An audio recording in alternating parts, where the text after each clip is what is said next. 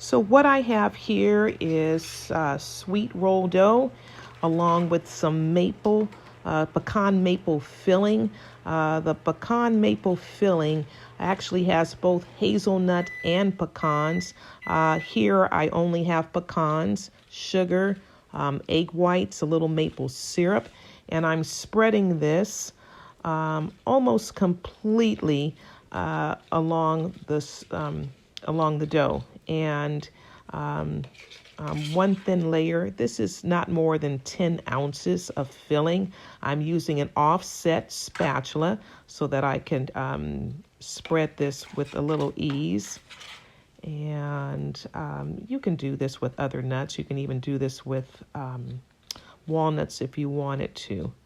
Just make sure it's an even distribution. So it takes a bit of, just a little bit of movement. It's easy, but it's sticky. So make sure your dough is more on the chill side to be able to distribute it evenly. And notice that I am leaving a little 1 inch narrow band of dough that is uncovered along the top edge. Then I'm just going to roll it up. I use both hands at the same time so that I can roll up both sides so I have a nice even round. I prefer to roll it up and chill it wrapped, but you don't have to. So make sure that you use a ruler. And what I'm doing is making 2-inch wide bands. So I'm just marking it so that each one or each roll that I make will be the same size. And then I'm going to take some butcher twine. That's the string that you see.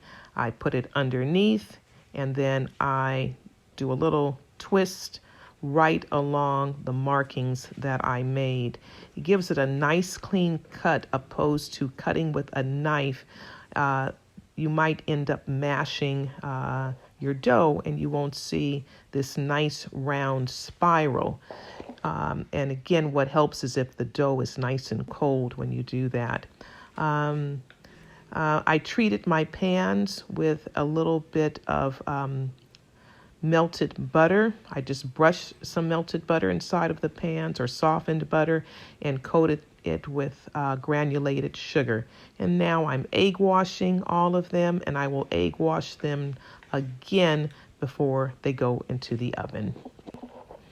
I had some pastry left over. We did do this live in class, and this was some leftover dough that I had, and I made some Danish dough actually. The dough that was done in class was done with croissant dough, and these were pinwheels, and then a variety of other shapes that you see there.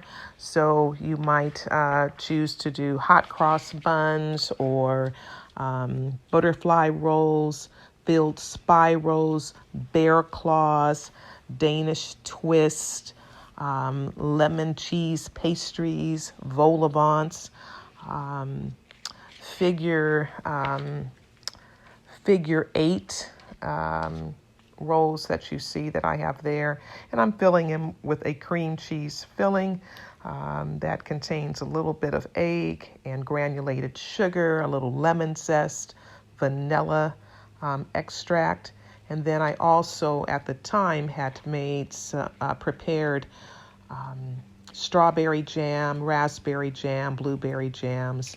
But again, as I discussed with you before, you can use what you have in your fridge. It's always fun, of course, to make it because you are going to improve your skill level. And but you could do something as simple as the diced apples and saute those in a little bit of butter and sugar, cinnamon, and maybe nutmeg, especially for the holidays, sweet potatoes. Those are the